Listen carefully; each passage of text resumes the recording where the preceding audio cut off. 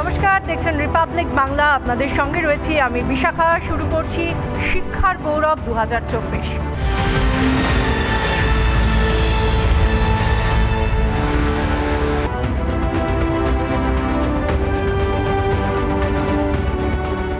আজ আমাদের আলোচনার যে বিষয়বস্তু তা হলো প্রযুক্তি নির্ভর শিক্ষা। শুধু নয়, একই সঙ্গে স্কুল কলেজে এসে পড়াশোনার বিকল্প অনলাইন শিক্ষা, অনলাইন ক্লাস, সেটা কি হতে পারে? আর এই নিয়ে আমরা আলোচনা এগিয়ে নিয়ে যাই। যারা এখানে উপস্থিত রয়েছেন সবার প্রথমে আমি একটু জানবার চেষ্টা করি mister Tanmoy Majumdar, deputy registrar, Swami Vivekananda university. স্কুলে গিয়ে, ক্লাসরুমে গিয়ে আমরা যেভাবে শিক্ষাটা গ্রহণ করেছি, আর এখন অনলাইনে ক্লাস, কোনো সময়ের জন্য এটা কি বিকল্প হতে পারে? এটার জন্য আমরা যদি একটু পিছিয়ে যাই, একদম শুরু থেকে দেখি, যদি মানব সভ্যতার শুরু থেকে দেখি, তাহলে আমরা দেখব এই যে আমাদের ডেভেলপমেন্ট, যে চেঞ্জেস, প্রোগ্রেসিভ ডেভেলপমেন্ট যেটা আমরা বলে থাকি, সেটা সামাজিক কারণে হোক, সাংস্কৃতিক দিক থেকে হোক বা প্রযুক্তিগত দিক থেকে হোক, সবটার মূলে একটা জায়গা ছিল পরিস্থিতি। আমরা এই পরিস্থিতির নিরিখে মানুষ এবং বিভিন্ন প্রাণী প্রত্যেকেই তাদের নিজেদের একটা ডেভেলপমেন্ট করেছে। সেটা কোথাও বায়োলজিক্যালি করেছে, কোথাও টেকনোলজিক্যালি করেছে, কোথাও সাংস্কৃতিক দিক থেকে করেছে, কালচারাল ডেভেলপমেন্ট হয়েছে। আমরা অনলাইন শিক্ষা এর আগেও শুরু করেছিলাম, এতটা ব্যাপক অর্থে হয়তো করিনি। কোভিডের আগে যে পরিস্থিতি ছিল, কোভিডের পরবর্তীকালে আমরা গিয়ে দেখলাম এই অনলাইন ব্যবস্থা একটা অত্যন্ত গুরুত্বপূর্ণ বিকল্প হয়ে এসেছে। বা আমি একটা খুব ইন্টারেস্টিং শব্দ দেখলাম, স্টাডি ফ্রম হোম। তো জিনিসটা এলো কি, আমরা সবাই এটাকে কিন্তু অ্যাডপ্ট করে নিলাম, আমরা এই পরিস্থিতির সাথে মানিয়ে নিলাম এবং দেখলাম যে এইটাতে আমাদের অসুবিধের জায়গা যেমন রয়েছে, সুবিধেরও অনেকটা জায়গা খুলে দিল। এবং এর ফলে আমরা দেখলাম আমাদের কাছে কিন্তু শুধু আমাদের লোকালিটি নয়, শুধু আমাদের রাজ্য নয়, শুধু দেশ নয়, আমরা বিদেশের সাথেও অত্যন্ত সহজে একটা সংযোগ স্থাপন করতে পারলাম। এবং এর ফলে যেটা হলো ম্যাম, আমরা দীর্ঘদিন ধরে একটা খুব সীমাবদ্ধ জায়গার মধ্যেই ছিলাম। আমাদের এই নলেজ এক্সচেঞ্জ যে ব্যাপারটা, আইডিয়া এক্সচেঞ্জ ব্যাপারটা, এইটা কিন্তু আরও অনেক বেশি প্রসারিত হলো, অনেক প্রসারিত হলো, আন্তর্জাতিক ক্ষেত্রে প্রসারিত হলো। আজকের দিনে দাঁড়িয়ে আমরা জানতে পাচ্ছি খুব প্রান্তিক স্তরের ছাত্রছাত্রী যারা রয়েছেন তাদের কাছেও এই ডিজিটাল পদ্ধতি অ্যাভেলেবেল হওয়ার কারণে যেটা হয়েছে, আমরা একটা বড় অংশকে খুব কম সময়ের মধ্যে এক ছাতার তলায় আনতে পেরেছি। মিসেস শ্বেতা রয়, তিনি আমাদের সঙ্গে রয়েছেন। চক, ডাস্টার, টিচার আসা, ঘন্টা পড়া, এই বিষয়গুলো কোথাওভাবে মিস হয়ে যাচ্ছে? From entire St. Augustine family, I want to convey the thanks. আপনি যেটা বললেন, I absolutely agree যে বাচ্চারা যদি অনলাইনে থাকে তাহলে কোথাও একটা স্কুলটাকে তারা ডেফিনেটলি মিস করবে। কিন্তু এই ডিজিটাল এরায় অনলাইনকে কিন্তু অ্যাবসলিউটলি আমরা বলতে পারি না যে অনলাইনটা ঠিক নয় বা আমরা অনলাইনকে অ্যাবজর্ব করব না, সেটা হতে পারে না। যেমন আমি একটা এক্সাম্পল দিচ্ছি, কালকেই আমি আমার স্কুলে প্রি প্রাইমারি বাচ্চাদের জন্য একটা স্টোরি টেলিং ওয়ার্কশপ করেছি অনলাইন। কেন অনলাইন করলাম?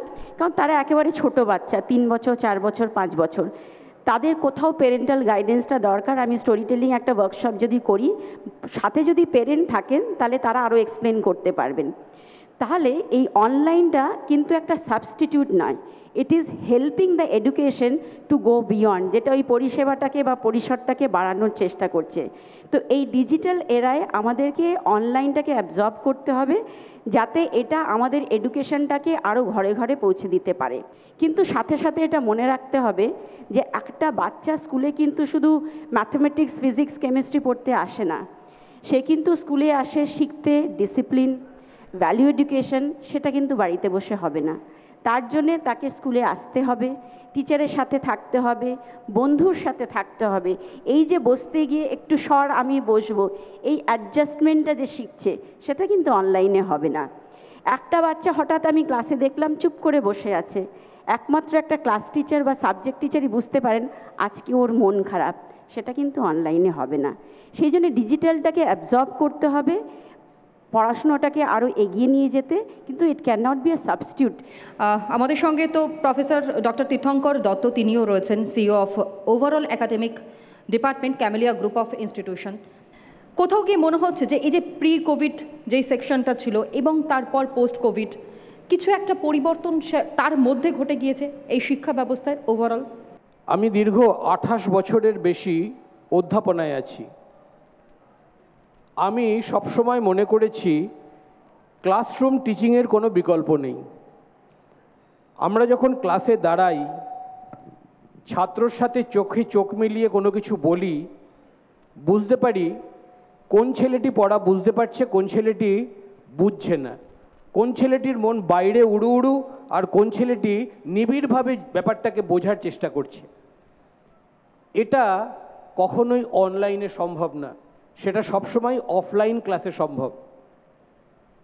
এটা আমরা শিক্ষকরা সবসময় মন থেকে মানি, এবং যত এক্সপিরিয়েন্স বাড়ে, আমরা আমাদের শিক্ষকদের যেমন দেখেছি, আমরাও এতদিন শিক্ষকতা করে বুঝতে পেরেছি যে কোন ছেলেটিকে কখন ধরলে, কখন ট্যাকল করলে ও আবার ঠিক লাইনে চলে আসবে।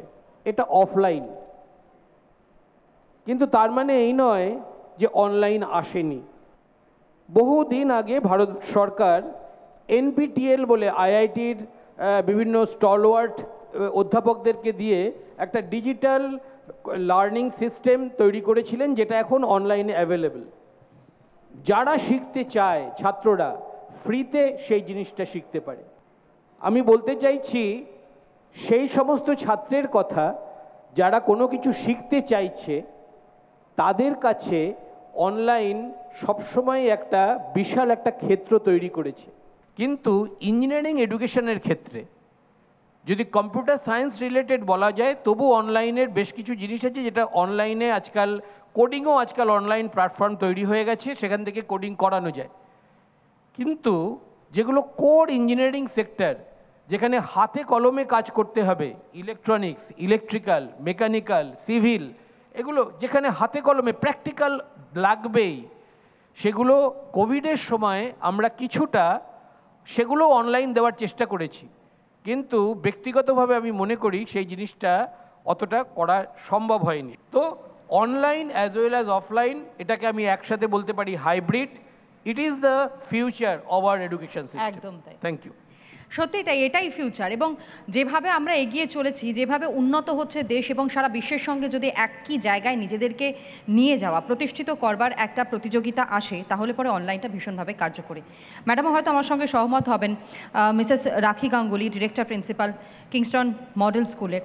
কোনোটাই বিকল্প হতে পারে না, অনলাইনও বিকল্প হতে পারে না, অফলাইনও বিকল্প হতে পারে না। আমাদের দুটোকে একসাথে মিলিয়ে নিয়ে, যেখানে আমার অফলাইনে যেমন আপনি এইমাত্র বললেন যে প্র্যাকটিক্যালগুলো আমাকে তো অফলাইনেই করতে হবে, যদিও আমাদের এখন অনলাইনে অনেক ইউটিউবের মাধ্যমে আমাদের স্টুডেন্টরা করছে, কিন্তু সেইটা দেখে করা এবং প্র্যাকটিক্যাল ল্যাবে এসে সেটাকে করা, এই দুটোর মধ্যে কিন্তু অনেক তফাৎ রয়েছে, অনেক পার্থক্য রয়েছে।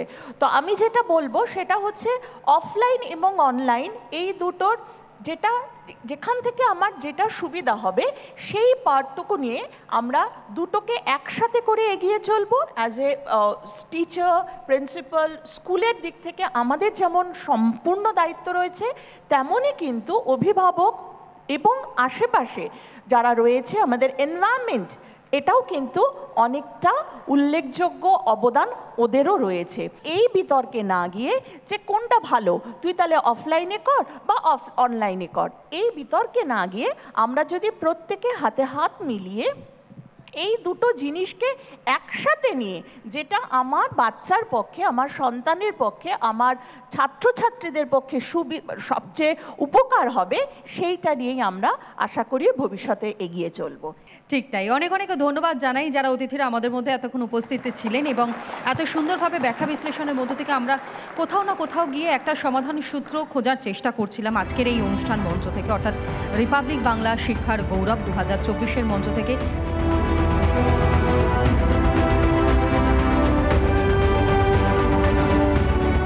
আগামীতে সাহিত্য, ইতিহাস, ভূগোল নাকি কোডিং, কোনটা বেছে নেবে ছাত্রছাত্রীরা, সেই কনফিউশন যখন তৈরি হচ্ছে, তখনই কিন্তু তার একটা না একটা সলিউশন তো থাকবেই, একেবারে স্বাভাবিক নিয়মে।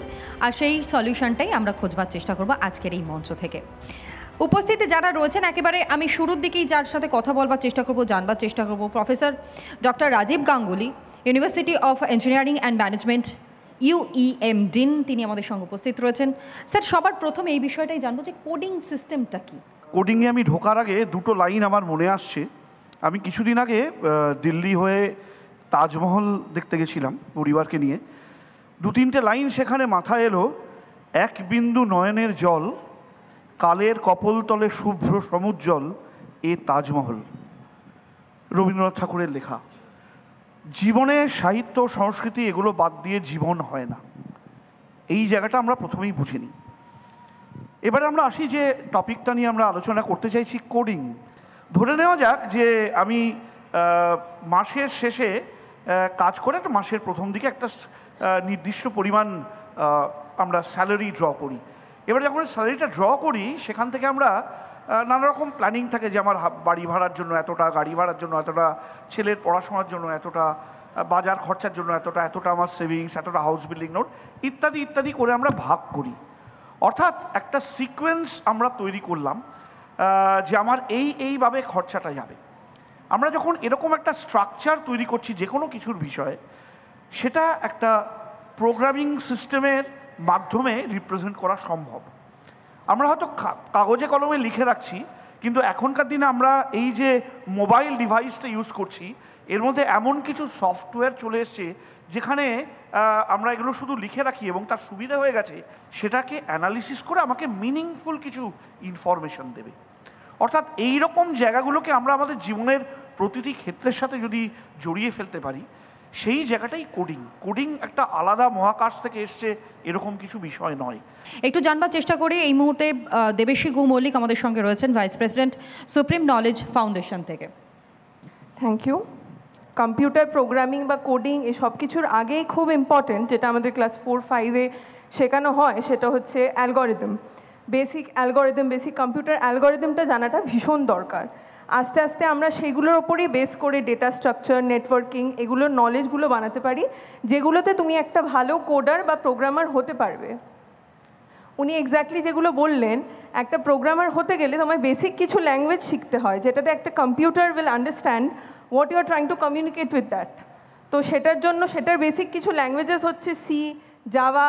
তোমরা আগে আগে পড়লে এগুলো আরও জানবে, C, Java, Python, C++, JavaScript.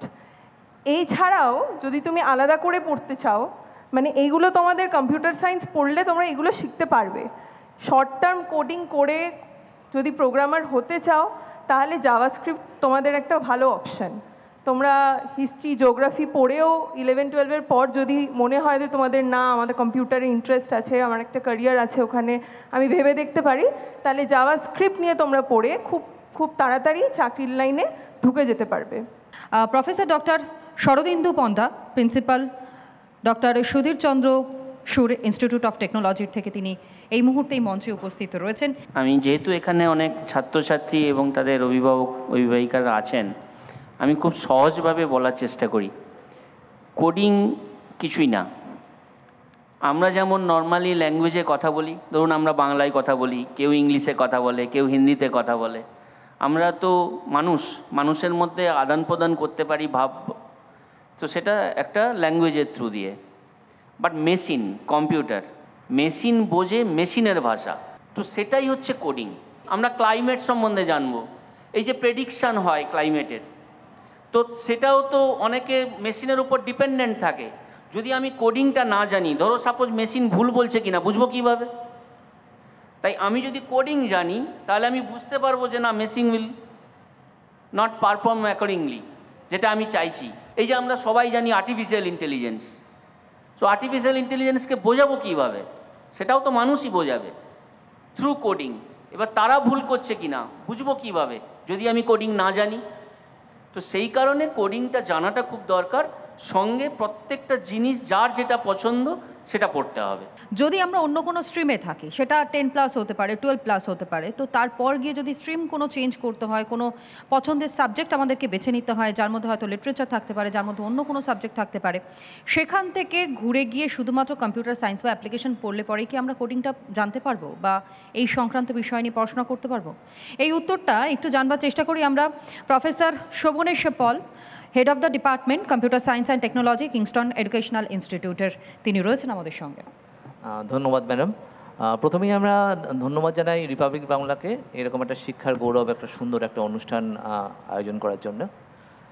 তারপরে আমরা একটা যে প্রাসঙ্গিক বিষয় নিয়ে আমরা আলোচনা করছি যে কম্পিউটার কোডিং, এবং কম্পিউটার কোডিং আমরা হায়ার সেকেন্ডারি পাস করে করব, না গ্র্যাজুয়েশন পাস করে করব, না আমরা ইঞ্জিনিয়ারিং পড়ে করব, না সায়েন্স আছে, না আর্টস আছে, এটা কিন্তু বড় ইস্যু নয়। ইস্যুটা হচ্ছে যে আমাদের চিন্তাভাবনাকে আমরা ঠিকভাবে বাস্তবায়িত করতে পারছি কি না। তার জন্য যেটা দরকার সেটা হচ্ছে কোডিং। কোডিং কিন্তু খুব, যেটা আমাদের পূর্ববর্তী বক্তারা বললেন, কোডিং কিন্তু খুব একটা বড়সড় জিনিস কিছু নয়। আমাদের সাধারণ যে চিন্তাভাবনা সেটাকেই যদি আমরা মেশিন ল্যাঙ্গুয়েজে কনভার্ট করে যদি আমরা, মানে নামটা শুনলেই অনেক সময় একটু ভয় ভয় কাজ করছে, বাবা এত এত কঠিন একটা নাম, হয়তো খুব সহজ লিখতে, কিন্তু মনের কোনায় গিয়ে কিন্তু একটা হলো ওই ধুকুপুকু ব্যাপারটা চলেই আসছে যে একটু ভয় লাগছে। এই প্রসঙ্গে একটা কথা বলি। আমার ছেলে 11 বছর বয়স, হঠাৎ করে ক্যালকাটা বয়েজের পরে সে বাড়িতে এসে বল, বাবা আমাকে একটু কোডিং শেখাবে। তা আমি ভাবলাম যে তুই ক্লাস 5-এ পড়িস, তুই কোডিং শিখবি, কী করবি? বলো না, আমাদের ম্যাডাম বলেছে আমাদের একটু কোডিং শিখিয়ে দাও। তো পরে শুনলাম যে বিভিন্ন স্কুলে এখন কিন্তু কোডিং নিয়ে প্রচুর কাজকর্ম হচ্ছে, স্টুডেন্টসরা তারা কোডিং শিখছে, স্কুলের মধ্যেও শেখানো হচ্ছে, আলাদা করেও তারা শিখছে। এবং শুধু ক্লাস 5 থেকে শুরু করে এরপর আমি মাধ্যমিকে যাই, উচ্চ মাধ্যমিকে যাই, হায়ার সেকেন্ডারিতে যাই, যেখানেই যাই না কেন কোডিং কিন্তু একটা বড় জায়গা চলে আসছে। প্রত্যন্ত এলাকার মানুষজন রয়েছেন, বহু মেধাবী ছাত্রছাত্রী শেখানো রয়েছে, সুতরাং তারা তাহলে কিভাবে পড়াশোনাটা করতে পারে? তাদের মধ্যে থেকে যদি এরকম হয় যে যারা এখন বহু সংখ্যক রিপাবলিকের যারা দর্শকরা দেখছেন, হয়তো আমরা এটা নিয়ে আলোচনা করছি, তারাও হয়তো কোনো না কোনো জায়গা থেকে ভাবছেন যে আমরাও পড়াশোনা করি এটা নিয়ে, যেখানে চাকরি বাকরির জায়গাটা অনেকটা বেশি রয়েছে, অনেকটা ভাস্ট এরিয়া রয়েছে, তাহলে তারা কিভাবে করবে? হ্যাঁ, একটা খুব প্রাসঙ্গিক প্রশ্ন যে যারা দূরে থাকে বা গ্রামে গঞ্জে থাকে তারা কিভাবে কোডিং নিয়ে পড়াশোনা করবে। সব জায়গায় হয়তো এখনও হয়তো ইন্টারনেট পরিষেবা হয়তো ঠিক সেইভাবে যায়নি। যতটা আমরা এগিয়ে যাব, আগামী দিন আমরা আশা রাখবো যে ম্যাক্সিমাম স্টুডেন্টই এর আওতায় আসবে, তারা নেটের সাহায্যে কোডিং শিখবে।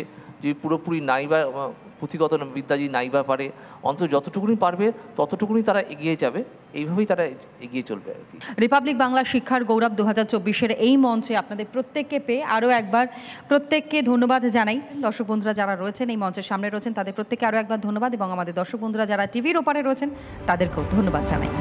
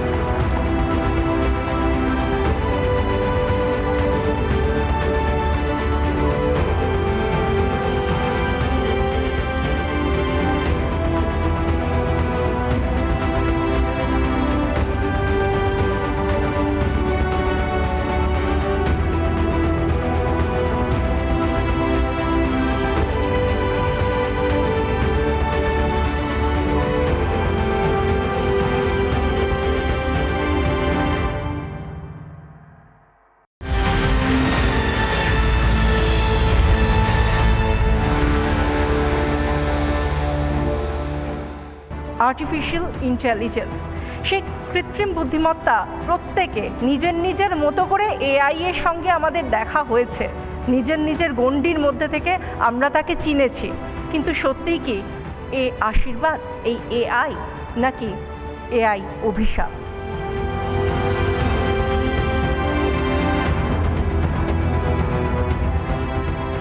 আমি শুরু করব professor doctor Soumit Roy, founder chancellor of Adamas university, chairman Rice group, তাঁকে দিয়ে।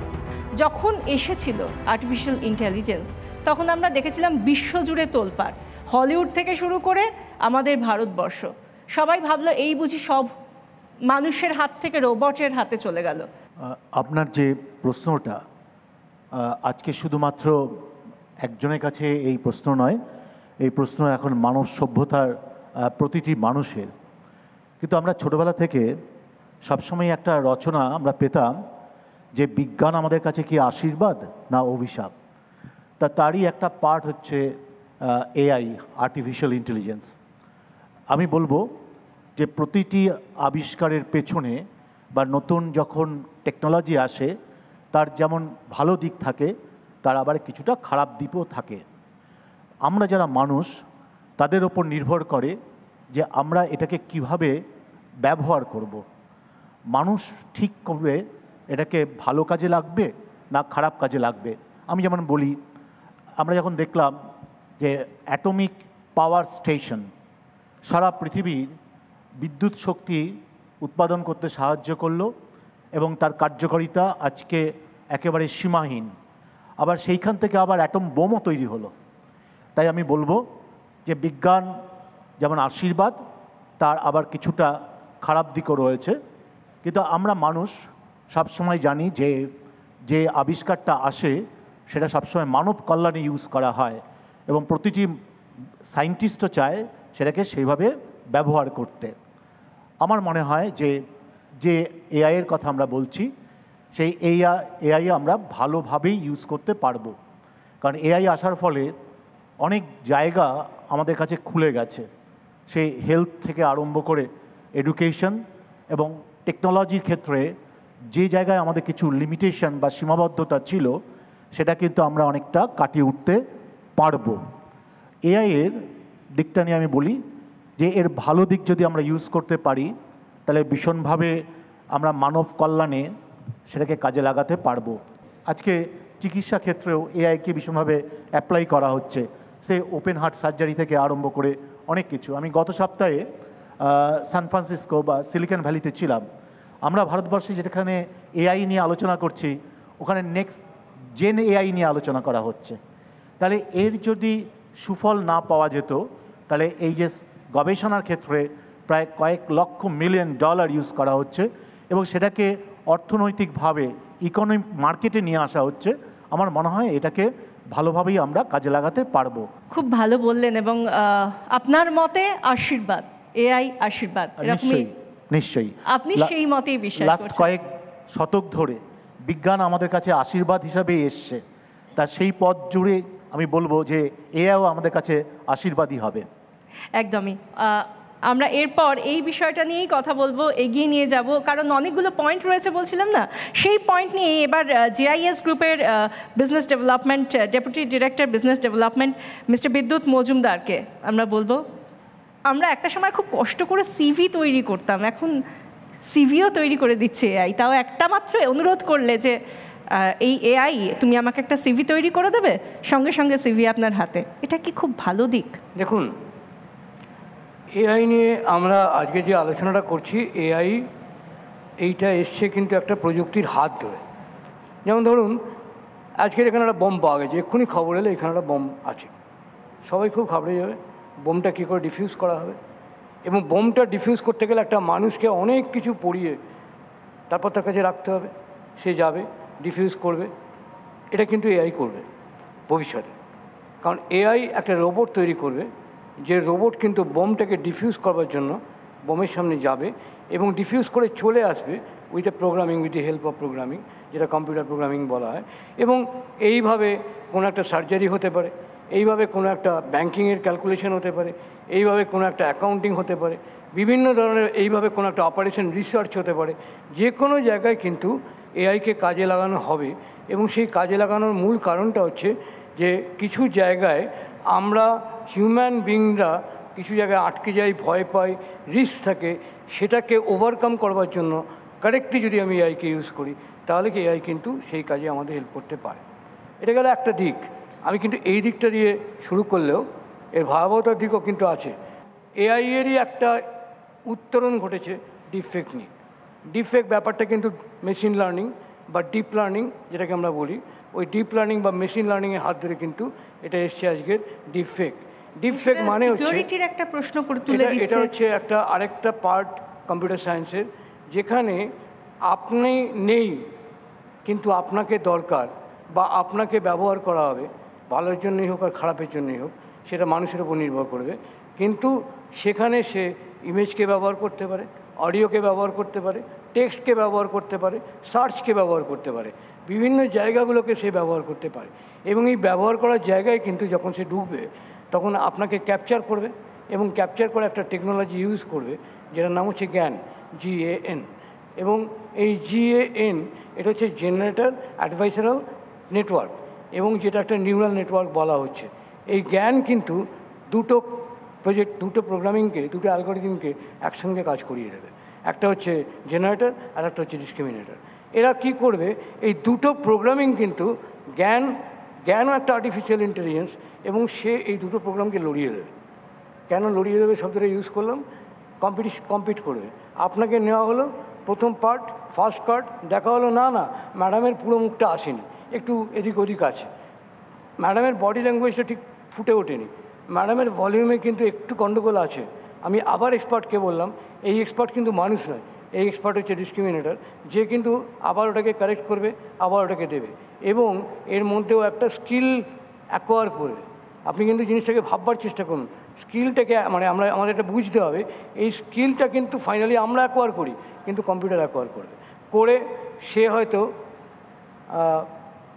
আমাদের ধ্রুবজ্যোতি বাবুকে নিয়ে এলো এবং তার গলায় মাইকেল জ্যাকসনের স্বর বসিয়ে দেওয়া হলো, হতে পারে। এবং তার গান, মাইকেল জ্যাকসনের গান কিন্তু ধ্রুবজ্যোতি বাবুর গলা দিয়ে বেরোবে। ধ্রুবজ্যোতি বাবু জানতেও পারছেন না, কিন্তু তাকে বলা হচ্ছে একটা বিখ্যাত গায়ক যার নাম ধ্রুবজ্যোতি চট্টোপাধ্যায়, এবং যিনি মাইকেল জ্যাকসনের গান এবং ধ্রুবজ্যোতি বাবু জানেনও না যে একদল হ্যাকার বা একদল টেকনোলজিস্ট এটা বানিয়ে পৃথিবীতে ছেড়ে দিয়েছে, তিনি তার পেছনে পেছনে দৌড়চ্ছেন। না বাবা আমি এটা করিনি, কিন্তু তখন কোনো উপায় নেই, কোটি কোটি মানুষের মধ্যে চলে গেছে। সব ভয়াবহতার দিকটা হচ্ছে এইটা। অর্থাৎ কোথাও গিয়ে এআই আশীর্বাদও, কোথাও গিয়ে আবার অভিশাপও, এরকম একটা জায়গায় যখন আমাদের আলোচনা এসে দাঁড়িয়ে পড়েছে, তখন সেই জায়গা থেকে আমি প্রফেসর ডক্টর বিশ্বজয় চ্যাটার্জিকে বলবো, যিনি vice chancellor university of engineering and management অর্থাৎ UEM জয়পুরের, তার সঙ্গে একটা বিষয় জানতে চাইবো আপনার সঙ্গে কথা বলতে। দেখুন, আপনারা যখন ছাত্রদের বা ছাত্রছাত্রীদের পড়ান, তাদেরকে শিক্ষা দেন, তখন অবশ্যই তাদের একটা গোল থাকে যে আপনাদের এই সংস্থা থেকে বেরিয়ে তারা চাকরি বাকরির একটা দুনিয়ায় যাবে, পেশাগত একটা জায়গায় যাবে। কিন্তু এই AI আসার পরে তো পেশার জায়গা থেকেও একটা থ্রেট বা একটা কোথাও গিয়ে চ্যালেঞ্জ তৈরি হয়েছে।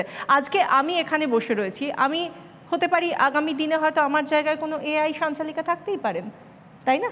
দেখুন, ভয়ের কথা যখন উঠল তখন সবার আগে বলি ভয়টা কেন, কোথা থেকে এই ভয়ের উৎপত্তি। ভয়ের উৎপত্তি এই জায়গা থেকে যে গত বছর ড্রপবক্সের নাম সবাই শুনে থাকবে স্টুডেন্টরা। ড্রপবক্স গত বছর 500 এমপ্লয়িকে ছাঁটাই করে বলে যে AI দিয়ে এই কাজটা করে নেবে। IBM ডিক্লেয়ার করে যে তারা 10,000 এমপ্লয়িকে রিপ্লেস করবে বাই আর্টিফিশিয়াল ইন্টেলিজেন্স। ভয়ের উৎপত্তি। এবার অ্যালফাবেটস জানায়, মানে গুগল যেটা, তারা জানায় তারা 12,000 এমপ্লয়িকে রিপ্লেস করবে বাই AI, আর্টিফিশিয়াল ইন্টেলিজেন্স। ভয়ের উৎপত্তি। এবার এগুলোর সাথে আরও আগুন ঢালতে Ben Goertzel, cognitive scientist, leading cognitive scientist from Brazil, তিনি বলেন যে 80% of the jobs can be replaced by AI. Michael Woolridge, the leading AI researcher from Oxford University, তিনি বলেন যে AI এতটাই শক্তি সম্পন্ন হতে পারে যে তারা শুধু রিপ্লেস করবে না, they can even destroy human beings, artificial intelligence. World economic forum বলেন 1,40,00,000 লোক রিপ্লেসড হবে by AI. All these created the fear. এই সবের জন্য ভয়ের সৃষ্টি হয়। কিন্তু একটা জিনিস যেটা আমরা বারবার ভুলে যাই, যে এই যে যত নেগেটিভ দিক কথা উঠেছে, সব কিছুর সাথে সাথে অনেক পজিটিভ কথা উঠে এসছে, এবং এই প্রত্যেকটা নেগেটিভ কথার মধ্যে কোথাও না কোথাও পজিটিভ কথা লুকিয়েছিল, যেটাকে কোনোভাবে আমরা শুনিনি বা শুনতে পারিনি বা বুঝতে পারিনি। বলা হয়েছে যে মেট্রো রেল টিকিটিংকে অটোমেটিক করে দেওয়া হবে। যদিও এটা পুরোপুরি এআই নয়, তবু এক্সাম্পলটা প্রাসঙ্গিক। মেট্রো রেল টিকিটিংকে অটোমেট করে দেওয়া হবে, মানে ওই যে টিকিট কাউন্টারে লোক বসে থাকে সেটা আর বসে থাকবে না। আমরা মেট্রো রেলে যাবো, ওখানে গিয়ে জাস্ট আমাদের কার্ড ছোঁয়াবো, আমাদের কার্ডে রিফিল হয়ে যাবে। স্বভাবত সবাই আমরা কি মনে করব, যে তার মানে মেট্রো রেলের টিকিট কাউন্টারে যে লোকগুলো বসে থাকে তাদের চাকরি চলে গেল। কিন্তু একটা জিনিস একটু ভেবে দেখো, তোমরা যারা বিদ্যার্থীরা বসে রয়েছো, এই মেট্রো রেল টিকিটিং কাউন্টারে যদি এই মেশিনগুলোকে বসাতে হয়, তাহলে সেই মেশিন বসানো তৈরি করার জন্য এবং সেই মেশিন বসানোর জন্য কত লোকের প্রয়োজন হবে। তার মানে এআই যেমন জব লস করাবে, জব ক্রিয়েটও কিন্তু প্রচুর করাবে, যেটা আমরা বুঝতে পারছি না বা আমরা সেই দিকটা দেখছি না। Only problem is skill sets will change. আমাদেরকে নতুন দক্ষতা অর্জন করতে হবে। যেই ডোমেনে দক্ষতাটা লাগবে সেই ডোমেনে দক্ষতাটা আমাকে অর্জন করতে হবে। এই ডেটাগুলো ফোকাসড নয়, যেটা বলেছিলাম, কিন্তু জব ক্রিয়েশনের ডেটাগুলো ফোকাসড নয়, জব লসের ডেটাগুলো অনেক বেশি ফোকাসড হয়েছে। যে কোনো অটোমেশন বা creation of AI tools will need people. And সবথেকে বড় কথা, যে মানুষের বুদ্ধিমত্তা কৃত্রিম বুদ্ধিমত্তার চেয়ে এতটাই বেশি দক্ষ, এতটাই বেশি ক্ষমতাবান, যে তারা সব সময় এমন এমন নতুন নতুন কাজ খুঁজে নেয় যেই কাজে নতুন নতুন লোকের প্রয়োজনীয়তা হয়। ফলে এআই কিন্তু আমরা শেখাবো এবং তার ভালো আর খারাপকে মেনে চলবো। অবশ্যই তার ভালো তার খারাপকে নিশ্চয়ই ছাপিয়ে যাবে। প্রফেসর চ্যাটার্জি যে কথা বললেন তার মধ্যে থেকে দুটো বিষয় উঠে এলো। এক হলো যেরকমভাবে প্রযুক্তির আপগ্রেডেশন হচ্ছে সেরকমভাবে নিজেকেও আপগ্রেড করতে হবে, আর পাশাপাশি এর যে ভালো দিকগুলো সেগুলোকেও এক্সপ্লোর করতে হবে, তাহলে ভীতিটা থাকবে না। কিন্তু আমার একটা পরের প্রশ্ন রয়েছে, সেই প্রশ্নটায় আসবো এবার।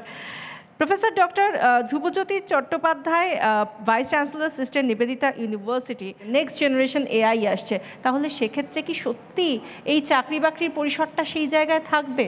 আজকের এই প্রশ্নটা, যে প্রশ্নটা আমাকে করা হলো, সেই প্রশ্নটা কিন্তু বোধহয় আমাদের সকলের মনের মধ্যে রয়েছে। তো এখানে আমি একটুখানি শুরু করতে চাইছি, এই এআই, এই যে আর্টিফিশিয়াল ইন্টেলিজেন্সের কনসেপ্টটা কিন্তু 1826-এ, হিস্টোরিক্যালি যদি আমরা দেখি 1826-এ এটা নিয়ে আলোচনা হয়েছিল এবং হিস্টোরিয়ানরা বার করেছে সেই সময়ে এটাকে কিভাবে দেখা হতো। এবং তারপরে এটা হঠাৎ করে আমাদের সামনে এলো যখন, সেটা যদি সবাই আমরা মনে করার চেষ্টা করি, যেটা অধ্যাপক চ্যাটার্জি বললেন, এতগুলো মানুষের এআই এর জন্যে চাকরি চলে যাবে, কারণ সেই খবরটা যেদিন প্রকাশিত হয়েছিল তার পরের দিনে গুগলের থেকে এতগুলো লোক চলে গেছিলো। বছর দেড়েক আগে যখন চ্যাটজিপিটি খবরের কাগজে এসেছে, আমরাও এটাকে নিয়ে শুরু করেছি, তখন একটা ব্যক্তিগত অভিজ্ঞতা হচ্ছে গিয়ে, আচ্ছা চ্যাটজিপিটিকে কয়েকটা প্রশ্ন করি তো আমার মনের মধ্যেকার। তো একটা প্রশ্ন করেছিলাম রবীন্দ্রনাথের বেস্ট 10টা গান, তো চ্যাটজিপিটি পরপর করে 10টা গান দিয়ে দিল এবং আমি দেখলাম তার মধ্যে 7টা গান যেটা চ্যাটজিপিটি লিখেছে সেটা আমার সাথে মিলে গেছে। তারপরে আমি বললাম দ্বিজেন্দ্রলাল রায়ের 10টা গান, তারা আবার 10টা গান দিল। আমি যখন সেই গানগুলো দেখলাম তার মধ্যে মাত্র 4টে হতে দ্বিজেন্দ্রলাল রায়ের, বাকি 6টা হচ্ছে রবীন্দ্রনাথের। অর্থাৎ এই জায়গাটাতে সে কিন্তু ভুল করে ফেলেছে চ্যাটজিপিটিটা, কেননা রবীন্দ্রসঙ্গীতটা যতখানি পপুলার, দ্বিজেন্দ্র রায়ের গানটা তো ততখানি পপুলার নয়। কিন্তু তার পরবর্তী সময় এখন যদি আমি দেখি, তখন কিন্তু দ্বিজেন্দ্রলাল রায় বললে তার 10টা গানই আসছে, অর্থাৎ 1.5 বছর আগে যেটা আসছিল না সেটা এখন আসছে। অর্থাৎ যে কোনো শিক্ষার বিবর্তনের মতো এই যে এআই, তারও বুদ্ধিমত্তা, এই কৃত্রিম বুদ্ধিমত্তারও একটা বিবর্তনের দরকার এবং সেটা আরও ভালো হয়ে উঠছে। যে এআই কিন্তু অ্যাকচুয়ালি একটা মানুষ এআই জেনে যাবে সব, এটা হবে না, এটা একদমই হবে না। এআই একটা প্রোগ্রাম, সেই প্রোগ্রামটাকে ট্রেন করা হচ্ছে। এখানে কিন্তু একটা বিরাট পার্থক্য আছে। আমি ছাত্রকে ট্রেন করছি না, আমি প্রোগ্রামকে ট্রেন করছি। টেকনিক্যালি আমাকে প্রোগ্রামকে ট্রেন করতে হবে এবং প্রোগ্রাম কিন্তু কম্পিট করাবে, করে ফাইনাল রেজাল্টটাকে বার করবে। টেকনোলজি না জানলে কিন্তু জিনিসটা ভুল দিকে চলে যাবে। সুতরাং আমরা সবসময় মনে রাখতে হবে আমরা কিন্তু একটা টেকনোলজিকে নিয়ে যাচ্ছি ছাত্রদের কাছে, যেখানে ছাত্ররা যদি টেকনোলজিটা অ্যাডাপ্ট করে তবেই কিন্তু ওরা একটা ইনভেন্টর কিংবা সায়েন্টিস্ট কিংবা টেকনোলজিস্ট হয়ে উঠবে। আদারওয়াইজ ওরা বক্তৃতা করতে শিখবে, কাজটা জানবে না। এবং সেই সঙ্গে দায়িত্ববোধ কতটা একজন শিক্ষার্থীর মধ্যে থাকবেন যিনি এই এআই নিয়ে কাজ করছেন, সেটাই বোধহয় সব থেকে বড় বিষয়, যে তিনি কোন পথে চলবেন, এআই নিয়ে ভুল পথে চলবেন নাকি সঠিক দিশা দেখাবেন।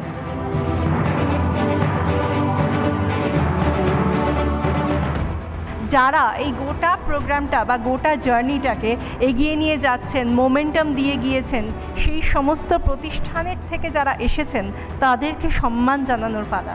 জিআইএস গ্রুপ এডুকেশনাল ইনিশিয়েটিভের তরফ থেকে doctor Debleena Mukherjee, assistant professor, এবং professor doctor Pintu Kumar De, department of pharmacy, senior writer Swarnali Sarkar এবং national sales site Purnasha Sarkar স্মারক তুলে দেবেন তাদের হাতে।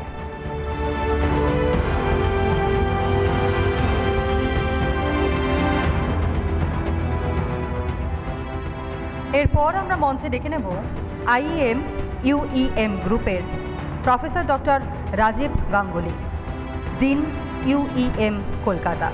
প্লিজ মঞ্চে আসবার জন্য অনুরোধ জানাচ্ছি।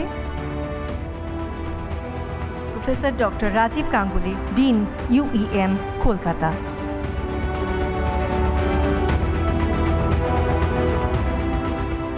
এরপর সুপ্রিম নলেজ ফাউন্ডেশনের তরফ থেকে ডেকে নেব মিসেস দেবশ্রী গুহ মল্লিক, এবং যিনি ভাইস প্রেসিডেন্ট সুপ্রিম নলেজ ফাউন্ডেশনের, এবং সেই সঙ্গে doctor Soumya Guha Mallick, vice chairman supreme knowledge foundation.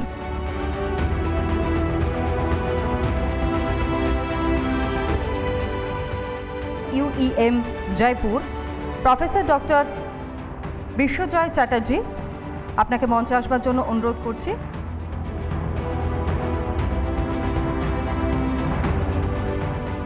UM জয়পুরের vice chancellor professor doctor Biswajoy Chatterjee.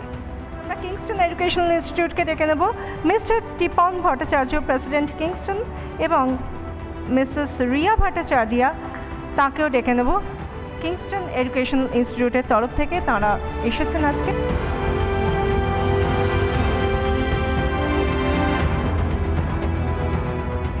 মঞ্চে ডেকে নিই doctor Sudhir Chandra Sur, institute of technology, professor doctor Sharadindu panda.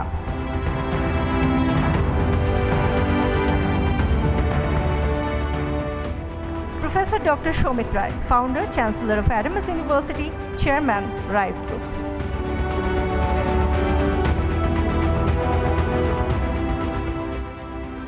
Professor Dr.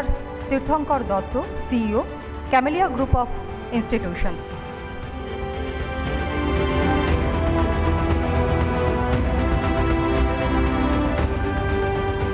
স্বামী বিবেকানন্দ ইউনিভার্সিটি থেকে আসেন mister Tanmoy Majumdar, deputy registrar.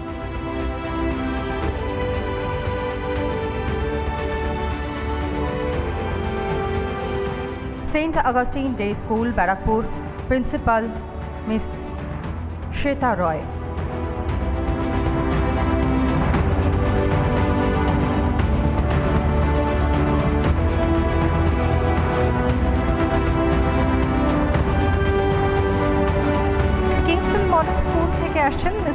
Miss Rakhi Ganguly, director এবং প্রিন্সিপাল, কিংস্টন মডেল স্কুল, তাকে আহ্বান জানাবো।